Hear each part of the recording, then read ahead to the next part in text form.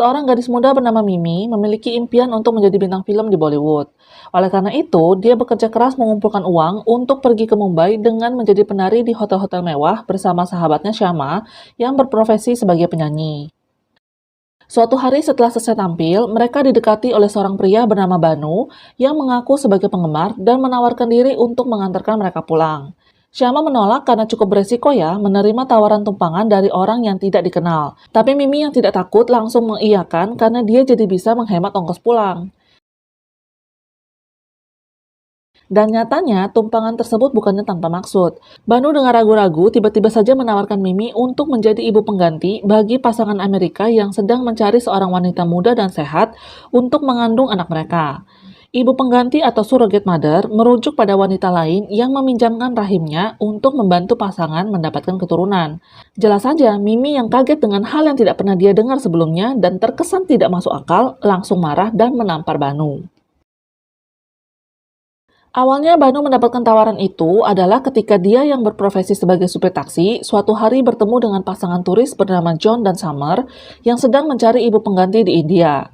Mereka kemudian meminta bantuannya dengan bayaran yang cukup besar, yaitu 5 lakh rupiah atau sekitar 94 juta rupiah. Tentu saja Banu langsung mengiyakan, walaupun sebenarnya dia tidak punya kandidat sama sekali. Sudah dibilang mereka ingin wanita muda, Banu malah menawarkan seorang nenek yang sudah memiliki 14 anak, jelas saja ditolak. Kemudian, ketika dia membawa John dan Summer ke sebuah hotel, di sana ada pertunjukan tarian di mana mereka melihat Mimi dan tertarik padanya. Sehingga mereka meminta Banu untuk berbicara dengannya. Setelah ditolak Mimi malam itu, keesokannya Banu tidak sengaja bertemu dengannya di sebuah kuil. Mimi yang ketakutan berusaha menghindar, tapi Banu terus mengejarnya dan memintanya mendengarkan penjelasannya dulu. Mimi terus menolak, tapi saat Banu menyebutkan jumlah bayaran yang akan ia terima jika menerima tawaran ini, membuat Mimi terkejut. Dia akan dibayar 20 lakh rupiah atau sekitar 375 juta rupiah, yang mana itu artinya mimpinya untuk terbang ke Mumbai dan menjadi bintang akan bisa terwujud dalam waktu dekat. Setelah memikirkan dengan sangat matang dan berdebat dengan Syama, akhirnya mereka sepakat untuk bertemu dengan John dan Summer. Setelah mendengarkan penjelasan detail tentang bayaran dan seperti apa proses kehamilannya nanti, Mimi semakin yakin untuk menerima tawaran tersebut. Banu yang sudah dipercaya oleh John dan Summer diminta untuk menjaga Mimi selama hamil karena mereka harus kembali ke Amerika untuk bekerja. Banu, Syama, dan Mimi kemudian menyusun rencana bagaimana caranya agar mereka tidak ketahuan oleh orang tua Mimi, karena tentu saja mereka tidak akan setuju. Secara Mimi belum menikah dan program kehamilan dengan jasa ibu pengganti tidak umum bagi masyarakat di lingkungannya. Bahkan mereka bertiga saja baru tahu hal tersebut karena dapat tawaran ini. Mimi membohongi orang tuanya dengan mengatakan dia mendapatkan tawaran main film dan harus syuting di kapal selama 9 bulan. Dengan berat hati, mereka mengizinkannya pergi karena melihat semangatnya dan hal yang selama ini ia impikan akhirnya terwujud. Mereka bertiga memutuskan tinggal di rumah Syama karena ia hanya tinggal dengan ayahnya yang untungnya jarang sekali pulang karena lebih banyak menghabiskan waktu di masjid. Sehari-harinya, Mimi juga harus menggunakan cadar dan berpura-pura menjadi sepupu Syama, dan Banu berpura-pura menjadi suaminya Mimi. Semua berjalan lancar sampai usia kandungan Mimi menginjak 9 bulan. Pada pemeriksaan akhir, ditemukan masalah pada kandungannya. Dokter mengatakan janinnya memiliki masalah mental, yaitu Down syndrome, yang membuat John dan Summer shock. Mereka tidak sanggup menghadapi kenyataan tersebut, terutama Summer. Di perjalanan pulang, mereka meminta Banu menyampaikan pada Mimi untuk menggugurkan kandungannya. Mereka tidak lagi menginginkan bayi tersebut. Hal ini membuat Banu sangat marah. Mau bagaimanapun kondisinya, itu adalah anak mereka. Sudah seharusnya mereka bertanggung jawab. Mereka juga egois, tidak memikirkan kondisi Mimi yang sudah merelakan tubuhnya untuk mengandung anak mereka.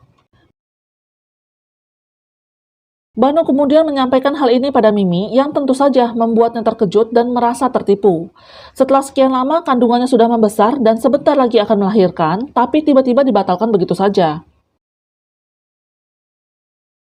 Tanpa pikir panjang, Mimi langsung keluar rumah untuk menghampiri John dan Summer tanpa menggunakan cadarnya, yang membuat lingkungan sekitar rumah Syama kaget melihat Mimi yang tahu-tahu hamil besar.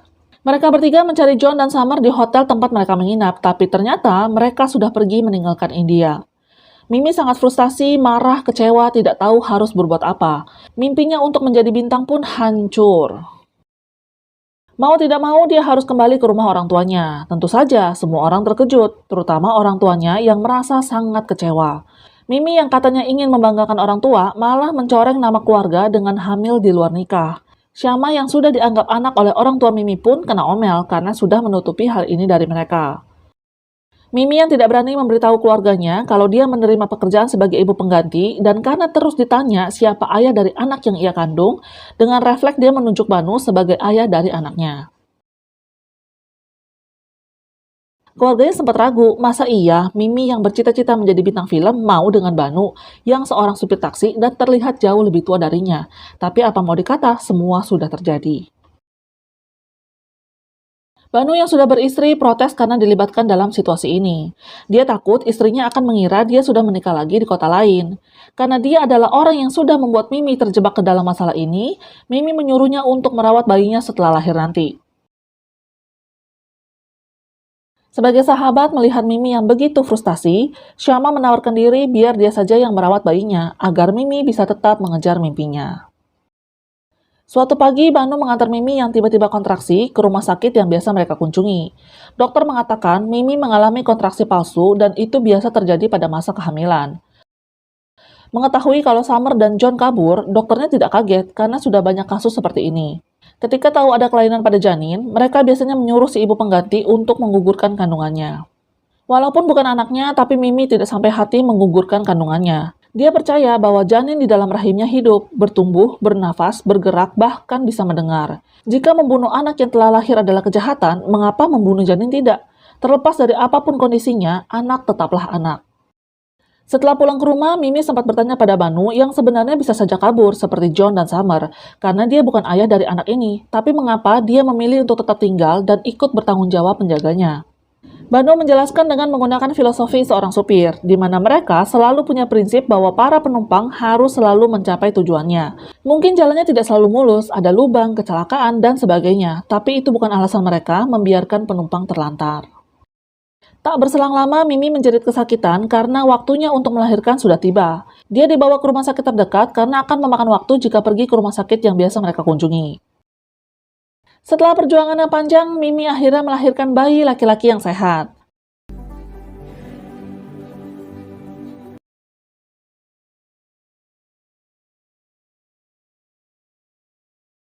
Khawatir dengan tes sebelumnya, Syama bertanya kepada dokter tentang kondisi sang bayi. Dan ternyata tidak ada masalah sama sekali, bayinya normal. Dokter menjelaskan bahwa hasil tes memang tidak selalu akurat, bisa saja salah. Karena pengetahuan yang kurang, keluarga Mimi tidak curiga sama sekali dengan bayi bulenya, padahal terlihat jelas dia tidak berwajah India. Hanya sepupunya saja, Atif, yang curiga dan berpikir Mimi selingkuh dari Banu, makanya bisa punya anak seperti itu. Berita kelahiran bayi bulenya Mimi membuat heboh di lingkungan tempat tinggalnya. Kulitnya yang putih dan wajahnya yang tampan membuat semua orang ingin melihatnya. Walaupun Mimi masih berat menerima kenyataan yang harus ia hadapi, tapi melihat wajah bayinya membuatnya merasakan perasaan yang selama ini tidak pernah ia rasakan, dan akhirnya memutuskan untuk tetap merawat dan membesarkannya. Bayi yang diberi nama Raj ini menjadi kesayangan semua orang.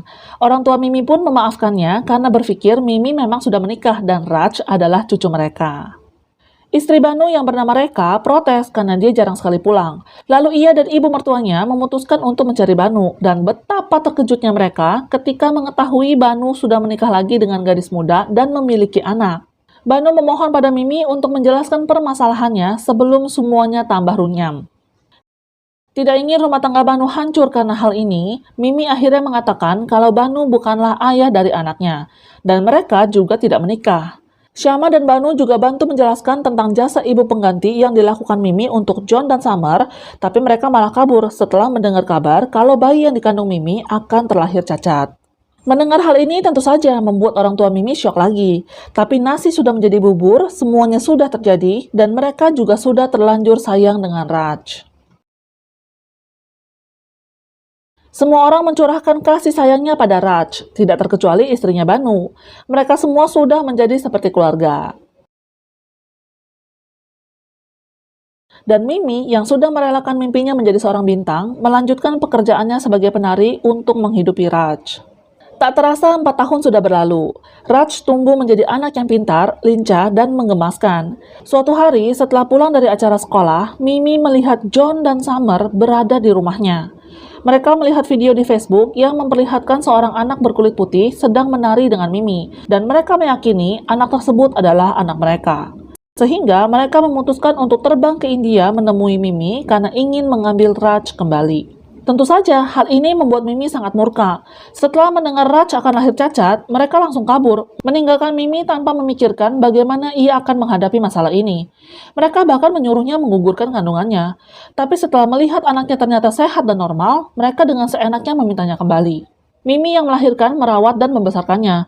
Jadi, dialah ibu sekaligus ayah bagi Raj. Yes, my baby. Mother is me, not you.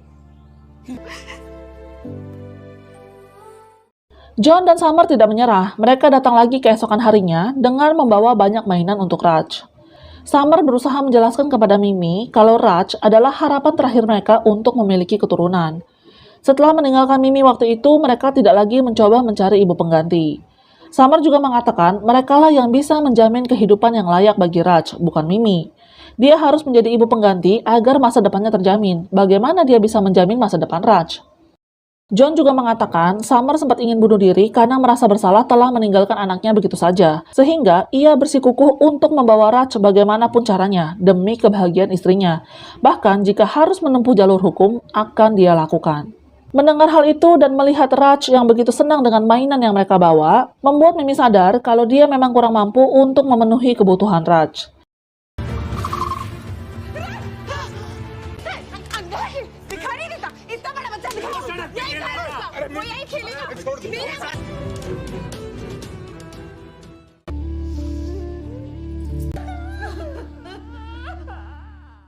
Pengacara pun mengatakan Mimi tidak punya hak secara hukum atas anaknya, karena dia sudah menandatangani kontrak yang menyatakan dia harus menyerahkan anak yang dikandungnya setelah persalinan jika mereka membayar sesuai kesepakatan. Dan tes DNA juga bisa dilakukan oleh John dan Summer. Jika bersikeras meneruskan kasus ini, maka akan memakan waktu yang sangat lama dan biaya yang sangat besar. Mimi dan Raj pun harus hadir di pengadilan untuk setiap sidang.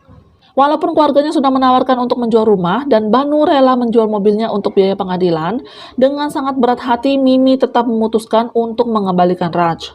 Mau bagaimanapun, John dan Summer adalah orang tua kandungnya. Dia tidak akan menang melawan mereka. Dan juga dia tidak ingin Raj yang masih kecil menghadiri sidang seperti itu. Tidak hanya Mimi yang merasa sedih dan tidak rela, tapi semua orang pun merasakan hal yang sama. Tibalah waktunya Mimi harus melepaskan Raj. Bersama orang tuanya, Syama, Banu, dan Reka, mereka mengantarkan Raj kepada John dan Summer. Tapi, sesuatu yang tidak terduga terjadi. John dan Summer memutuskan untuk tidak jadi membawa Raj. Saat mereka melewati sebuah panti asuhan, seorang gadis kecil bernama Tara menangis di depan gerbang, yang membuat hati mereka terenyuh. Anak itu menginginkan rumah, dan mereka menginginkan seorang anak. Jadi, mereka memutuskan untuk mengadopsinya. Mereka menyadari kalau Raj sudah sangat melekat pada Mimi, begitu juga sebaliknya.